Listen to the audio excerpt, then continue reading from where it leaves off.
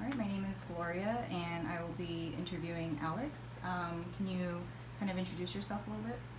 Yes, my name is Alex Hernandez. I'm 27 years old. I'm a UCSD graduate. I work for AT&T. I am a retail sales consultant. Okay, I'm going to ask you some interview questions. Um, where did you go to college, and did you finish all 4 years, or like did you go to a transfer college, or did you transfer to a university, or what's your story? Yes, so I'm a transfer student. I went to community college in my local community college in my hometown of Modesto, California. Um, did 2 years there, transferred out, went to UCSD. Um, my experience was, I guess, was a little off, a little different. I started off at MJC, Modesto Junior College, right out of high school. Did that for about a semester, and then decided it wasn't for me. It wasn't working out. I did really well in high school, but finishing that, I wasn't juiced to be in school for another 4 years. Um, Started working, did that for about 3 years, did really well. Eventually decided, you know what, it's time to go back, and I did that. Finished in 2 years, transferred out to UCSD. Interesting. Mm-hmm. So when you went for that 1 quarter after high school, Mm-hmm. what made you want to take a break and go to the workforce? I remember specifically, I graduated in 2009, so it was right after the recession, or right as the recession hit. Jobs were very, like, they were scarce where I was from. I, I I guess I was blessed in the sense that I knew someone who worked in sales at the time, and it really worked out in my favor. They kind of connected me with a job. I got in.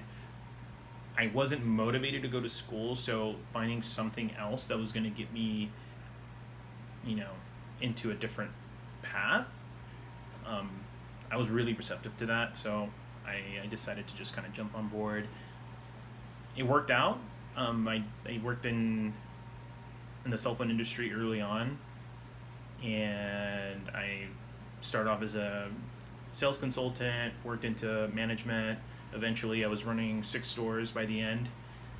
What got me back into school was that I had capped out.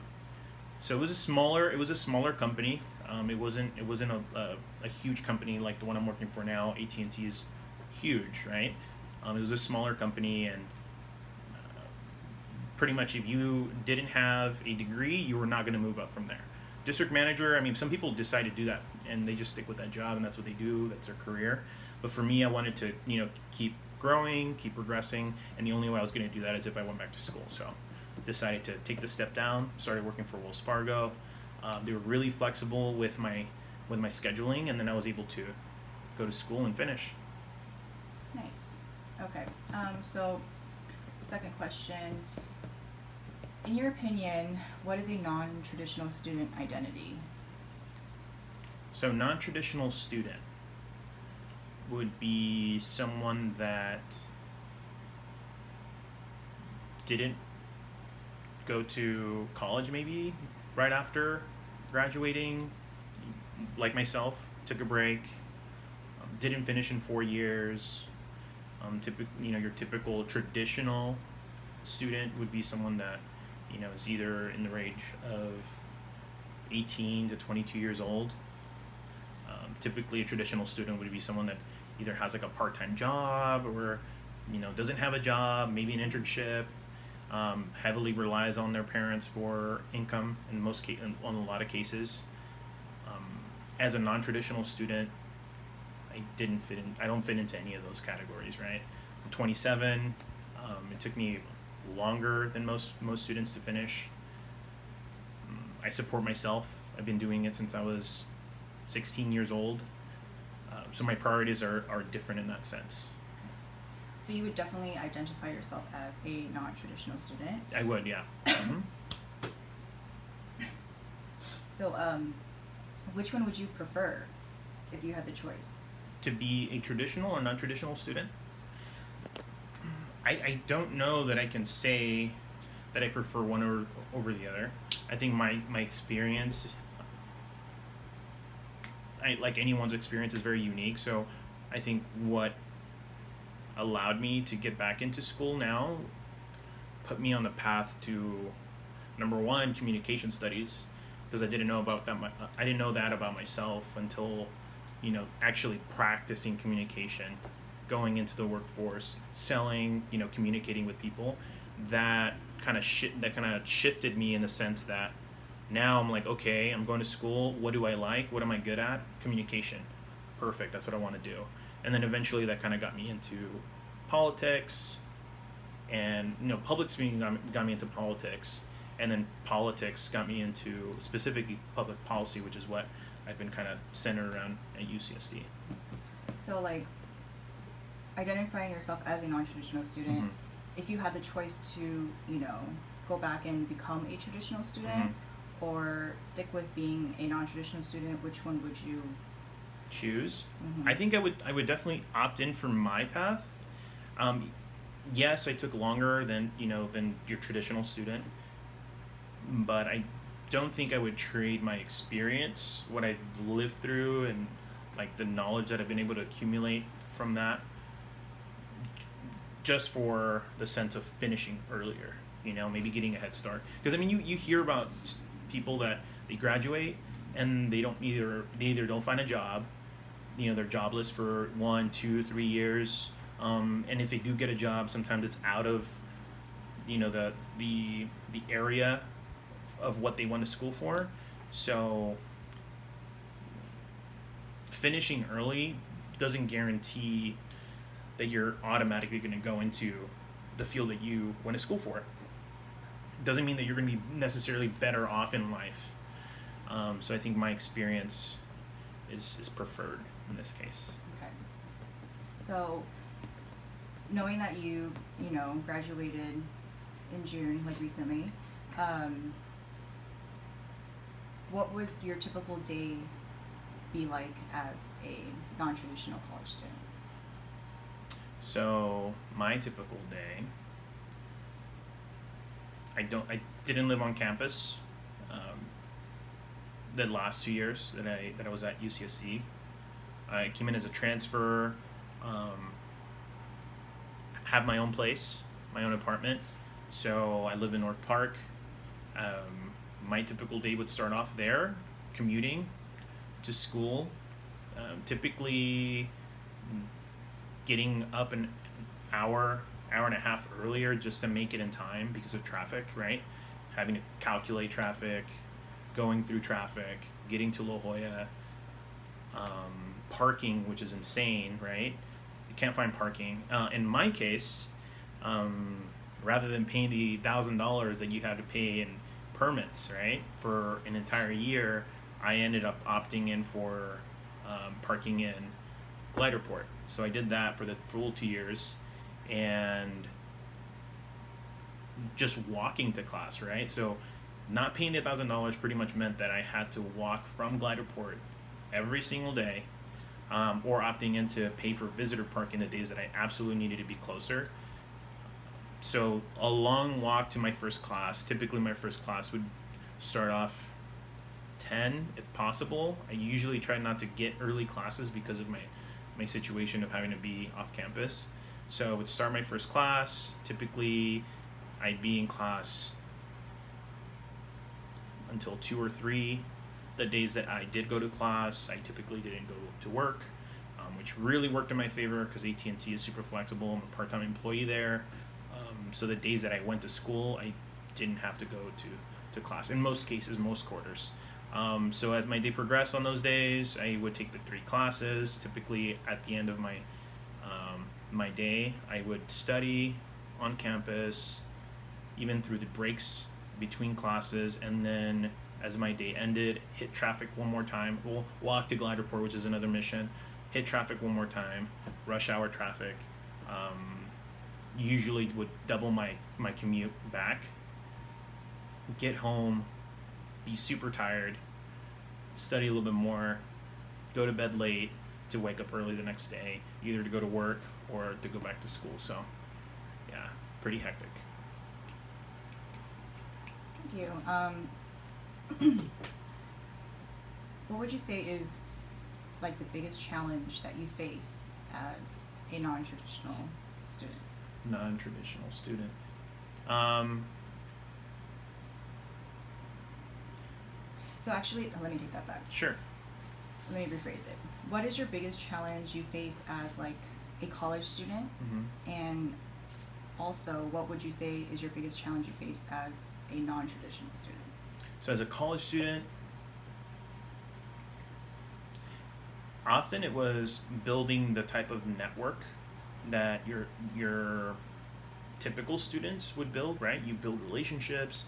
If you're there from 18 to 22, a lot of the students that are on campus, if you're a local, you know them, you graduated with them, you automatically build rapport with those people. You have study groups.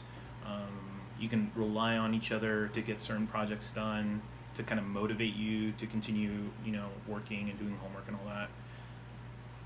So that support network wasn't necessarily there. I was able to find a few friends that were in the same boat as I, where they were transfer students, older, which is really weird how we connected, considering that, we didn't know each other. We didn't know we were transfer students. It kind of worked out in that way. It's almost like we kind of gravitated towards each other, and having that similar background, I guess it kind of helped us to create that network and fill that gap that I feel like I would have had coming in as a transfer student. As a non-traditional student, I think the challenge is the same. It's that same challenge of not having that support network. Another thing that non-traditional students I think would have a challenge with, at least what I've been challenged with, is finding the amount of time, right? Typically a traditional student, their focus often is go to school. That's your number one priority. That's all you do. The spare time that you have, you can afford to go out and do other things or put more effort into schooling. You can afford to really focus on getting like perfect grades if you want to, whereas a non-traditional student, you have to balance, right? And especially if you're working, you have to balance work. I mean, I work part-time, but it's 32 hours a week, which is almost full-time. So the balance aspect, the time aspect, I think that's a big one. Okay. By the way, I am not a transfer student. I am a returning student. Oh yeah, that's right. But since I was a returning older student, Yes. that's why we gravitated towards each other. Exactly. Yeah. Okay. So you mentioned that, like, you mentioned your job a lot, and how it really helped you and shaped the way you are today. Would you say that a lot of the students that you meet on campus are working as well, or do you find that most students are just focusing on school and that's it, and they don't work, or do you see more? Like, what would you say? Of those students that I connected with that were traditional students, younger, typically they didn't have a job, and not necessarily because I knew that, because they told me they didn't have a job, but more so because, like, let's say we had a study group or something and we had to work on a project, their availability was like all day, every single day, right? Oh, what time do you guys want to meet? We can meet at any time. Perfect. We're good. That tells me right there that you probably don't have any other, engagements, right? You don't have to go to work. So that was like a common thing. Like if I ever had to work on a project, it was the kind of thing where it's like, oh, they kind of have to work around my schedule because I'm limited on time and they're open on time, right? Often that meant either the days that I didn't work or like late at night, which is always a problem if you're trying to get group projects done. Especially if you're leaving it to last minute, you kind of have to work that out, right? So, like, if you were to like give a percentage of the students that you've met at college, Mm-hmm. Like, what percentage would you say like worked while going to school, and what percentage would you say like didn't work and just was a student? That's kind of tough to measure. I would say Like, out of the students that you've met. that I've encountered, Mm-hmm. because it's a mix of traditional and non-traditional, right? Right. I think the traditional students that I encountered specifically, if they did have a job, I would say maybe 60-40, 60 not having a job, 40 having a job. Overall, maybe 70-30 or so. No, maybe less than that. So 50%. Yeah, right around 50%, half and half. Okay. Next question. What is one thing that you can't live without as a college student? As a college student. Or, yeah, college student, non-traditional student. That I can't live without Like today. My own space, having my own apartment, having my privacy, that's huge, especially being, older. I'm not in the party scene anymore. My priorities are a little different in that sense.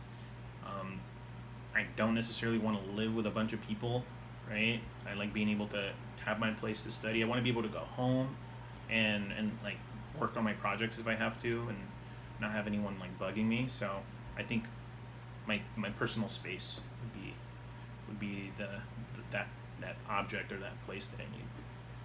So if you had the option to like live on campus, you would not take that? It was an option. I wouldn't. You would prefer not to? Yeah, I definitely wouldn't. I know of people's experiences with roommates.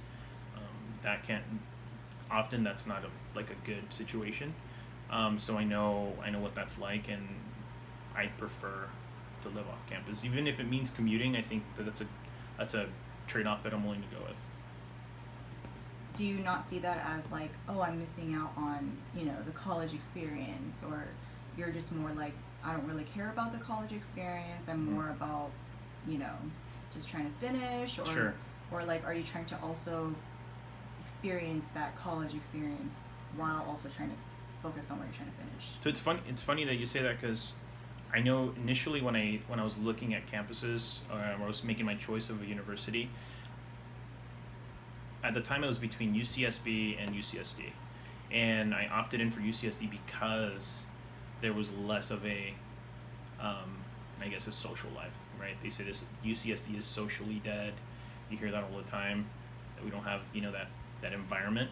And for me, it was just go in, take care of it, knock it out, finish. The experience aspect of it, especially the stuff that comes after your school day, like going out parties, doing the fraternity stuff, all the extracurriculars, like that was never an interest for me. The part of the experience that I do appreciate, and that I feel like I would have liked to tap into, is the networking, right? The socializing for the sake of getting a better grade and working together on a collaborative project. All right. I know you answered, what your biggest challenge you face as a college student or for non-traditional students, but like, what are the challenges do you see for like other non-traditional students? And a two-part question, what do you think will be easier for them? So what is like their challenge, and what do you think they'll be easy to Will make the process easier for them? Yeah, or what would be easier for them being a non-traditional student? Coming back to college or something. I see.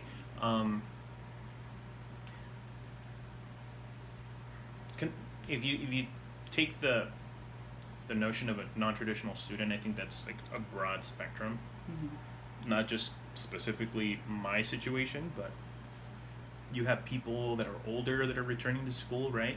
People that maybe older meaning older than me, right? So in their 40s, their 50s. We've had classes with people that are in their 50s, right, in their 60s, coming back. Some people just do it for the sake of just learning something new. Some people that I've encountered are like working on their resume, or working on their experience to get into that next position, right? Similar to what happened to me, right? You go into the workforce and you're like, oh, I can survive. This is fine. I can deal with it. I'm going to make a living for myself. And then you go out there and you realize, oh, well, you do need this degree for something, right? Some jobs are like that. Some careers are like that. Others are not. So taking into consideration all those different, like that broad spectrum of people, there's no, I don't feel like there's a one way to kind of like take that on, right? I think everybody's experience is a little different, but just having the ability to have flex time, right? That's a big one, and I feel like that's something that's being offered more so now, like part-time work, right? Working less, having the time to actually go and study and, you know, learn and grow. So just working for a company that allows you to do that, that's a big one, and that would work. I think that would be something you can implement for anybody that wants to go back to school, right?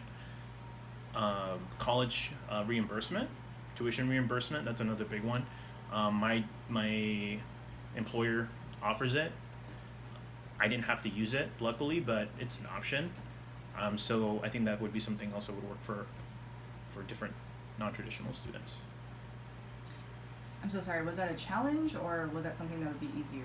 I think Them? that would be easier. That would make the process easier for them. The challenge is having employment that allows you to do it, right?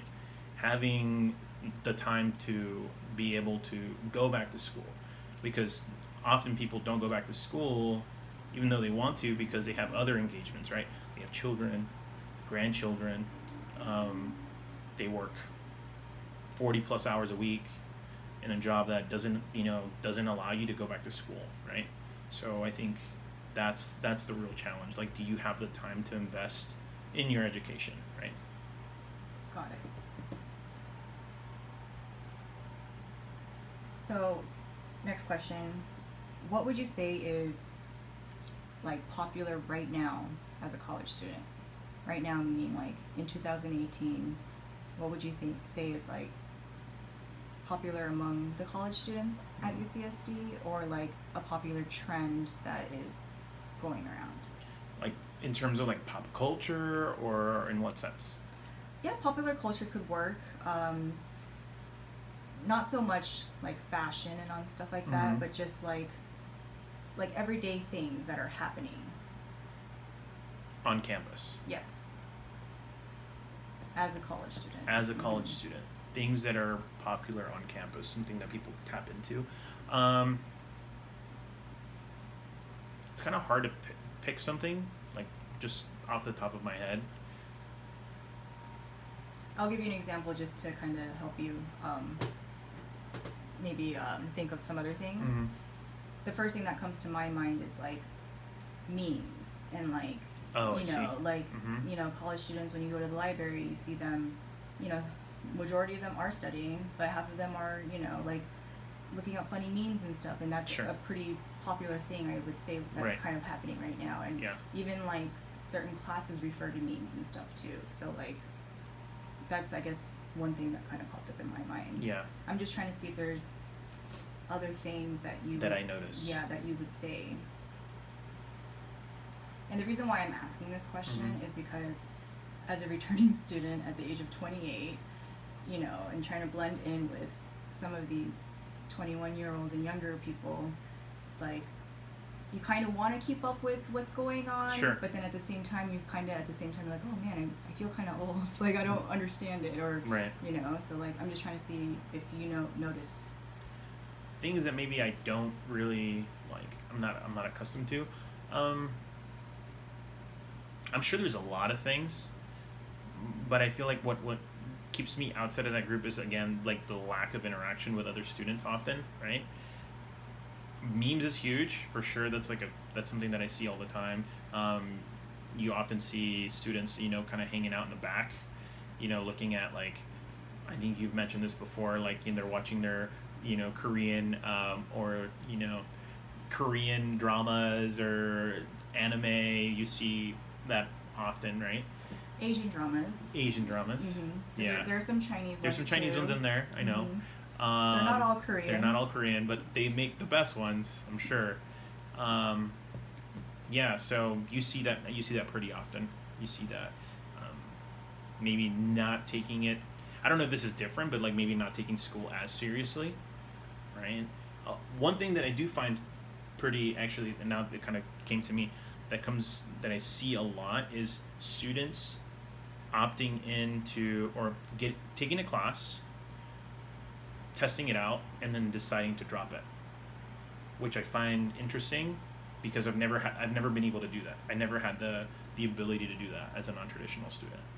Like, my schedule is what it is. These are the days that I work, and these are the times that I can go to school, and whatever classes I can fit there, that's what's going to work, right? I feel like I didn't have the luxury to be able to say, oh, well, I'm going to test out the class, and if I like it and it fits my, like, what I want to do, then I'll take it. Otherwise, I'll decide to take it another quarter or just not take it at all. And often a lot of students, especially traditional students, I feel like that sense of commitment to a class is not there. Like, committing to that class that you said you were going to take, like, that's obviously like, it doesn't really matter. I can kind of focus on something else. So that's something that's pretty general. I think most students, traditional students, do that. Have you never signed up for like 5 classes and then knowing that you're going to drop like the hardest one? No, I haven't. Especially not at UCSD. I mean, at UCSD, I haven't had to. My experience at first semester when I was in junior college and I was an irresponsible person, I just screwed up and I just messed up that quarter. So when I did come back, I feel like my focus was always there. I've never had to drop a class for that sense. Like, I've never. But like I think, before the week 4 deadline, right? Yeah. No, yeah, I haven't had to this day. So I've just kind of committed and taken the class, and that's it. You grind through it. You sign up for 4 classes, which is, I actually had to, as a double major, I had to. That's another thing with non-traditional students, that they don't really explain that to you going into a university from a junior college, is that if you're planning on going in as a double major, you better step into gear from quarter 1, because if you're trying to take it lax, because this is something that they're always framing for you, is that get used to the workload, right? The first quarter, get used to the workload, see how you feel about it, don't start off too fast, and then go from there. But that shouldn't be the message for someone that's coming in with the idea of getting it done and doing the best they can, right?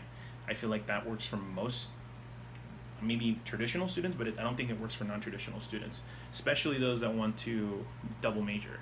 Because if you send that message, it almost kind of like lowers your guard. Mm-hmm. And then in my case, I took a few quarters of 3 courses in a quarter, and then I had to make up for it, right? So four classes. My last quarter at UCSD, I had to take 5 classes, and then I'm taking summer session classes now. So, like, those are the types of challenges I feel like that we face, and yeah, it's just completely different. It's completely different. I only asked that question because I identify myself as a non-traditional student, and I've done that where I like signed up for 5 and right. dropped the hardest one, and kind of see which one is, will work into my schedule the best, and so.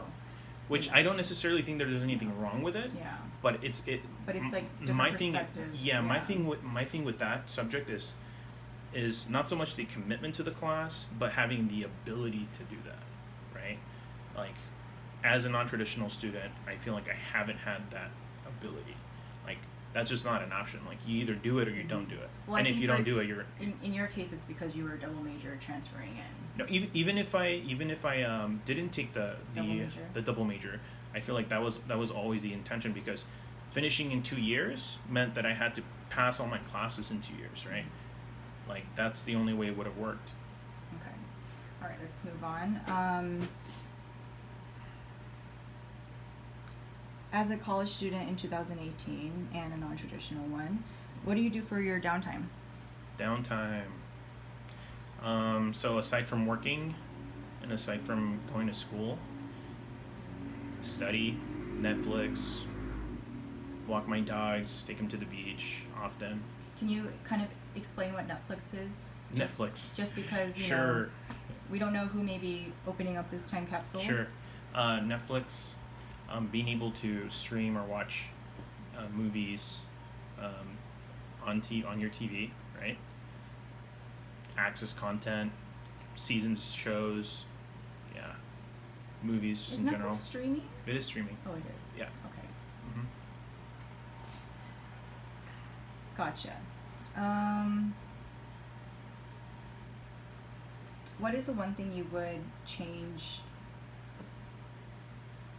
as a college student? Or like, what is one thing I'm sorry, let me rephrase that. What is one thing you wish you would change or could change as a college student?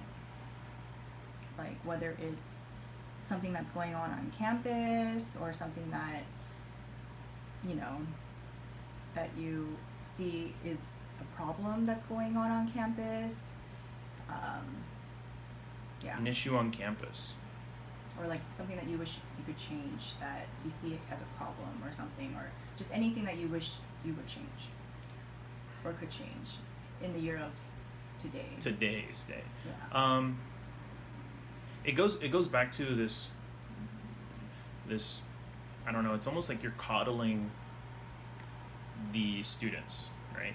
They come in and you kind of try to make everything as pleasant for them. That was something that I've noticed more so at UCSD than my previous college, right? That everything is kind of like centered around you having a good experience. We don't want you to stress out. We're trying to give you a safe space. I'm all for like a positive environment, but if that means, putting you in a box where you can't, struggle enough to push yourself to be better, I feel like that's the problem, right? Especially with students that are motivated, that want to finish, that want to go the extra mile. And I think I'm in that camp where I'm like, you know what, let me do as much as I can while I'm here. That environment that, oh, you know what, it's fine, take it lax, it's okay, don't worry about the process. That I think that's one thing that we can definitely change. Not everybody that comes in as a transfer student is going to have the idea of just taking their time with that process. I don't think that's the case for most, actually. So like less coddling. Yeah, definitely. Being a little bit harder on the students, is it? Yeah, like expecting more from your students, right? Pushing them to be uncomfortable, to be in situations where they have to perform. And these are your experiences from the classes that you've taken? Is that, or from like other? There's a lot of leniency that I've noticed.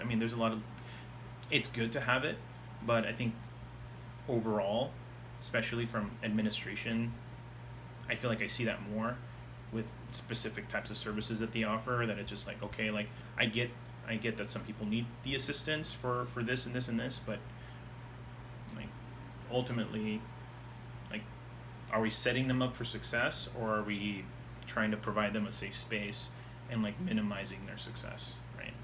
Got it. What do you think the future will be like for non-traditional students or traditional students? Or actually just the non-traditional students, because you are a non-traditional student. Okay. The future for non-traditional students. I think there's going to be more of them. I think it's going to be more common. If technology goes the way that it's been going, my idea is that people will not have to work as much. So it's going to give people extra time to do other things, which means more people going back to school. That's also going to increase the amount of traditional students you have, but more so I feel like it's going to affect those people that are in a job that maybe doesn't require them to be there as often, or especially as millennials are like become more of the workforce. I feel like we're going to see more of those types of benefits, right? Like the flex time, tuition reimbursement, like motivating people to work for their company. So I foresee more traditional students and non-traditional students, and I think that might even become the norm, to see people of like all ages go back into education. So that leads into my next question. talking about this norm, do you think that there is an increase in non-traditional students on college campuses these days, or do you think that it's something that's been going on but is just more visible now, or? It's hard to gauge because I mean I would have to have been there to measure, you know, and even then that's just my perspective. So I don't know. My guess is that there's more non-traditional students, right? Than in the past? I mean, if you think about the types of jobs that people have to work in the past, like part-time, yeah, it's been around, but that's more of a new phenomenon that comes with like globalization, right? Since the 80s, you've been noticing these types of jobs come up, and part-time wasn't always the norm. Like that's something relatively new, and without part-time, you're not going to have people being able to go back to work, right?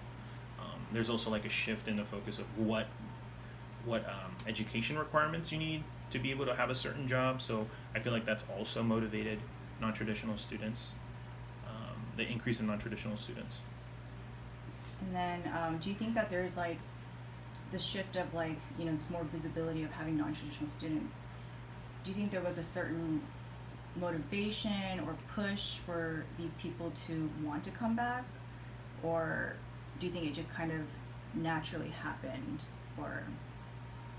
It goes back to the requirements, right? So like what it comes back to the type of job that you need to do, the market that you're looking to go into, the field you're looking to go into. Are the jobs able to? Are they going to allow you, number one, to do that, right? So that's a big push. That's a motivator for people to go back to school. But I think more so it has to do with what are the requirements of the career that you're going into, or that next position that you're aspiring to go into. All right, I think that concludes my interview. Thank you so much for your time. And Thank you. yeah, thank you.